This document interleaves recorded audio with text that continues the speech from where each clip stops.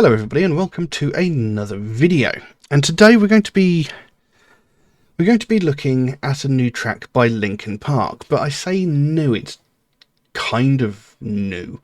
A couple of days ago, Linkin Park announced that they're going to be releasing a previously unreleased track from the Meteora album, which by many people, Meteora is considered to be possibly their best album. I mean, Hybrid Theory was a decent album when it came out. It was a pretty good album. And then Meteora came out and completely blew Hybrid Theory out of the water. You know, they did release some pretty decent albums after Meteora, but me personally, I never thought they quite lived up to it. You know, they softened out as albums came along.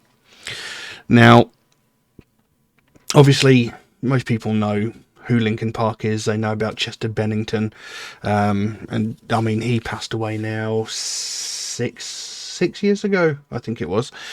You know, so this is going to be quite a interesting track to look at because, you know, previously unreleased tracks, they're normally unreleased for a reason. Normally, bands think, you know, the track doesn't live up to the expectations of the fans, or maybe it didn't fit in with that album. So I'm curious as to why it went unreleased. But I'm still curious about this track in itself, because obviously I like Linkin Park, I really do. Admittedly, when they first came out, I wasn't a big fan. But I was dating a girl at the time who loved them, and, you know, she played it all the time, and eventually I grew to really like the band. And, you know, Chester Bennington was one of the most talented vocalists around. You know, the way he could switch from his clean vocals to his harsher vocals was really impressive. And, of course, if you've ever seen the live video of, is it Given Up? Where he does that, I think it's a 12-second scream, which is really impressive. You know, the actual lung capacity of the man was just insane. And, you know, he obviously suffered quite a lot throughout his life, which led to the unfortunate circumstances of his death. So, yeah, a couple of days ago, they released a track called Lost, which I'm really intrigued to have a listen to. I've specifically avoided listening to it just so I can do this. I have lyrics here, but they are from Genius Lyrics, and we know how unreliable they can be, but we'll see. So I think we'll just jump straight into the track and give it a listen. And yeah, so this is Lost by Linkin Park. Let's have a look.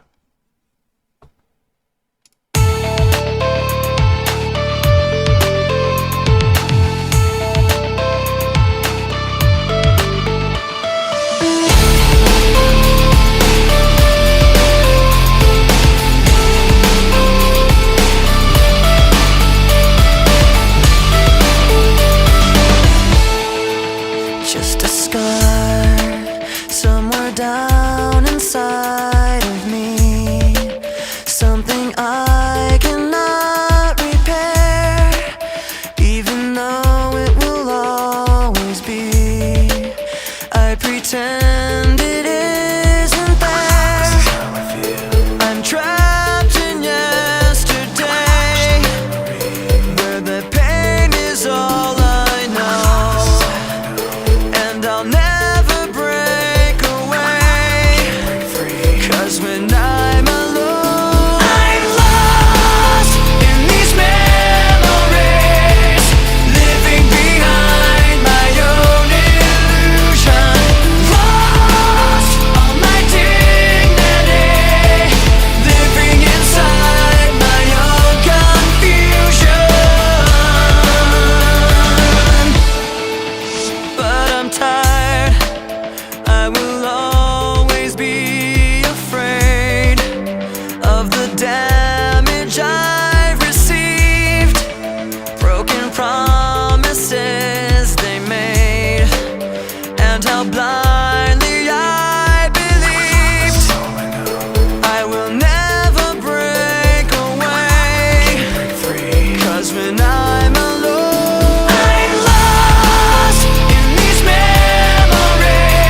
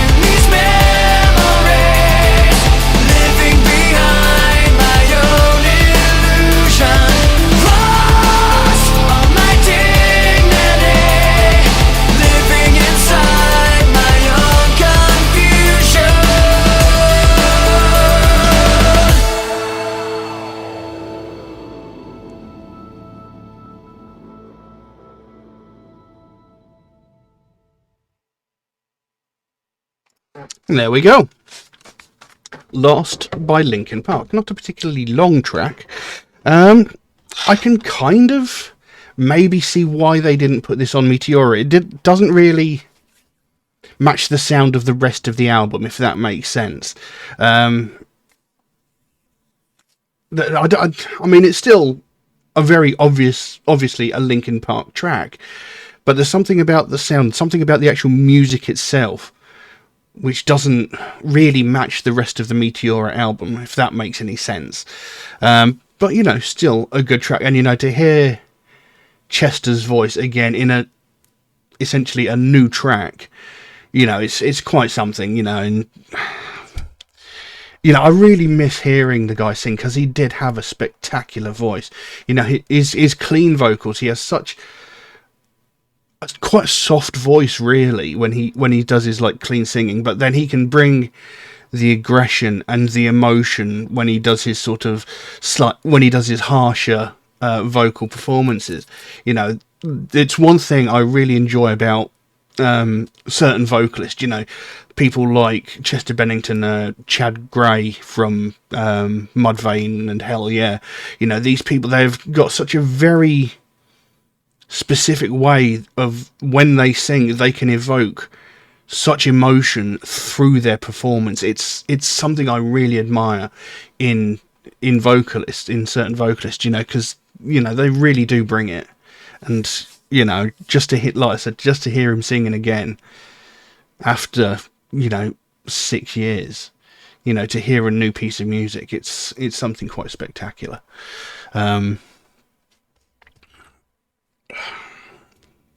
Now, as with a lot of Linkin Park's tracks, this does seem to be, again, Chester talking about his mental health and, you know, the struggles he's been through. You know, a lot of his tracks did cover that.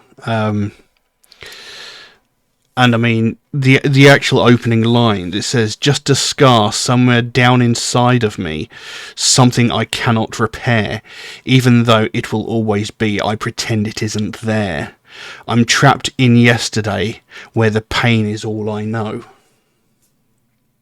You know, so, you know, somewhere deep inside of him, there's this pain, there's this hurt that's come from either abuse or, you know, maybe he had his heart broken. You know, he keeps that deep inside of him, and, you know, it's always going to be there. There's no way of fixing it. It's always going to be a part of him, but he does his best to ignore it, you know, to try and carry on living his life without dwelling on the pain of that moment that caused that scar.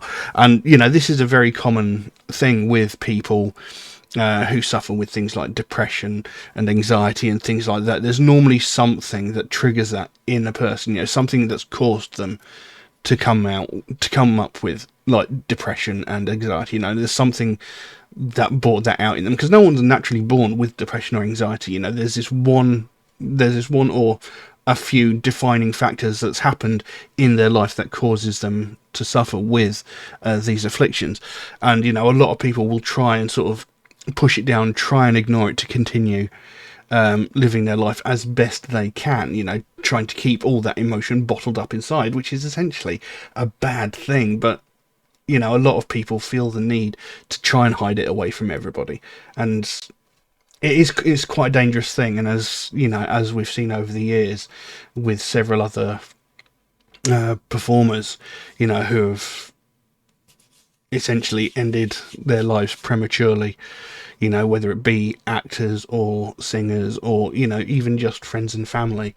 I mean, I've mentioned many times I lost my best friend to severe depression, and, you know, there's people like Robin Williams, Chris Cornell, Chester Bennington, several others, you know, that have, you know, felt that they didn't have any outlet for, you know, their suffering, and, you know, they kept it bottled inside, and eventually it became too much for them, and they could see no way out. And, you know, so it's really important, if you do feel that way, that you do find someone to talk to. You know, it's really important, you know.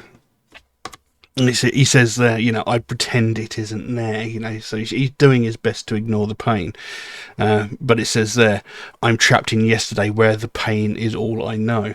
So as much as he tries to ignore it, it always sort of comes back, like, I know it happens to me a lot, times when you like, maybe when you go to bed of a night and you lay there and suddenly every bad thing that's ever happened to you in your life suddenly starts going through your mind. You're trying to get to sleep, but your brain goes, do you know what, instead of that, let's think about this thing that happened to you 10-15 years ago that made you really miserable. Let's think about that now, and unfortunately, you can't stop yourself from thinking about it. You can try and think about something else as much as you want, but it still sort of creeps in at the back of your mind there. So I'm trapped in yesterday where the pain is all I know. It's like he can't help but think about it, no matter how much he doesn't want to.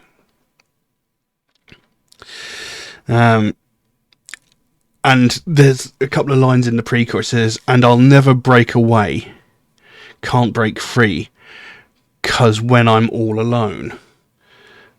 And then it goes into that chorus, I'm lost in these memories, living behind my own illusion, lost all my dignity, living inside my own confusion. So it's like, there's no way I can get away from these painful memories, because in those moments when I'm by myself, like, for example, what I was saying before, like when you're going to bed of a night, you're laying there all by yourself with nothing but your thoughts, it's those moments when all those memories just come flooding back. It says, I'm lost in these memories, living behind my own illusion. Now, living behind my own illusion, it's like all these memories living behind my own illusion. It's like, these are all the things that happen to me, and, my own illusion is the sort of the fake smile I put on to face every day. When people come up to me and ask me how I am, I say, I'm fine. And you try and smile and you try and get on with the day, try and live and function like a normal human being. That's the illusion he's talking about. And there's all those memories of the bad things that have happened to him continue living on behind that, so it is basically all the bad things behind the mask that he wears on a daily basis. Lost all my dignity, living inside my own confusion. He had such a way with words, it's amazing. Carries on. But I'm tired. I will always be afraid of the damage I've received, broken promises they made, and how blindly I believed. Now, I'm tired. I will always be afraid. It's like, I'm tired of all these struggles I'm going through. I'm tired of always being scared that this sort of thing will happen to me again. Because I've trusted people and they've betrayed me, or, I've tried so hard and, someone's sabotaged it, someone's messed it up, it says that I'm afraid of the damage I've received. So, like, he's scared that he's gonna experience it again, like for example, when I was violently attacked by my ex-girlfriend, the one that beat me and brutalized me, I went into that relationship feeling, like perfectly fine, I love this person loves me, this is great, and then they went and did one of the worst things to me I've ever experienced in my life. And now there's, if a possibility of a relationship comes up again, I'm sitting there scared that sort of thing might happen again, and that sort of holds me back from, taking the plunge, getting into a new relationship, because I'm scared that I'm going to get hurt in the same way. And that's sort of what he's saying there. The broken promises they made and how blindly I believed, these people that lied to him, told them, I do love you, or you can trust me, or, I'll always be there for you. Yet in those moments, they've either turned around and betrayed him, or they've not been there when he's needed them the most. They made all these promises that they never intended to keep. And, he believed blindly, he thought, oh, that person really cares for me, that person's really there for me. And they weren't, Then it goes back into that pre-chorus again. I will never break away, 'cause when I'm alone, I'm lost in these memories, living behind my own illusion. Lost all my dignity, living inside my own confusion. And then it goes into a bridge saying, I tried to keep this pain inside, but I will never be alright.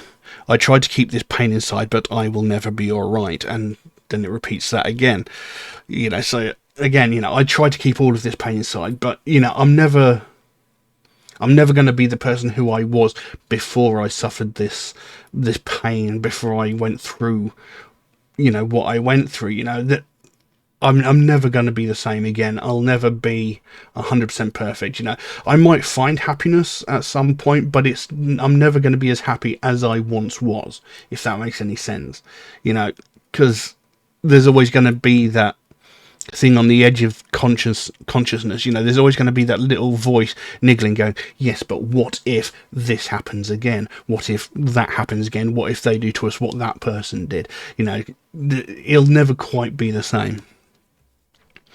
And then it goes back into that chorus. I'm lost in these memories, living behind my own illusion. Lost all my dignity, living inside my own confusion. So, like I said, it's a lot of Linkin Park's tracks did follow this sort of thing. And, it's something that I really commend them for, because I've said this on numerous occasions when we've covered other tracks that talk about mental health. It's a subject that doesn't get spoken about enough. It seems to be a taboo subject, and that sort of the stigma against it needs to change. Obviously, it seems to be getting better, kind of, these days, but there's still that stigma behind it, where people don't necessarily want you to talk about it. I've had experiences where someone's come up to me and going, "How are you?" And I've gone, "Oh, I'm fine." Or there's people gone, "How are you really?" And you go, well, I'm not actually doing too well. And they just sort of turn off. They don't want to hear it. That all they want to do is hear, "I'm fine." People don't want to hear how much you're struggling. People don't want to hear how much you're suffering. But the thing is, it's really important that people do that. Because if you sit there, take the time and listen to someone who is struggling with depression, anxiety, what have you, you might not realise it, but in that moment, that means the world to that person. It gives them an outlet, and it relieves the pressure on them. Because they've got all this anxiety and stress built up inside of them. Think of it like inflating a balloon. It's just building and building and building and building, and eventually, if you put too much air into the balloon, it's going to explode. And it's the same with a person. If they get all this anxiety and all this stress, and it just keeps building and building inside them, eventually it's going to become too much, and they're going to explode, as it were. Whether it be like an outburst, maybe shouting, screaming, maybe even a mental breakdown, or maybe even going so far as to end their own life. Eventually it will accumulate to being too much pressure, and it will find a way to release itself, and it's going to be catastrophic in pretty much every instance. It might not be fatal, but when they do eventually explode, the outcome's not going to be good. So if you take a moment to speak to someone, ask them how they are, and actually listen to them, take the time to try and talk to them, to reassure them, to try and help them through these things, it makes things so much better. It makes things so much easier. Everybody needs an outlet, and it's not easy to listen to someone that you really care about telling you how much they're hurting and how miserable they are and how much they're struggling. It's not easy to listen to, but it's so essential that you do. Because if you don't take that time, there may come a time later down the line where you're never going to have that chance to speak to them again. And you know, this, like I said, this is something I've experienced personally. Like when I lost my best friend Stephen, you know, I'd seen him earlier in the day that he unfortunately took his life, and you know, I could tell something was wrong, but I was late getting to work, so I asked him if he was okay, and he went, yeah, I'm fine, I'm fine. You know, that fake mask, you know, that fake smile. He goes, yeah, I'm fine. I was like, okay, I'll talk to you later. I need to get to work. But if I'd just taken a little more time and gone, look, Steve, I know you're not okay. Talk to me.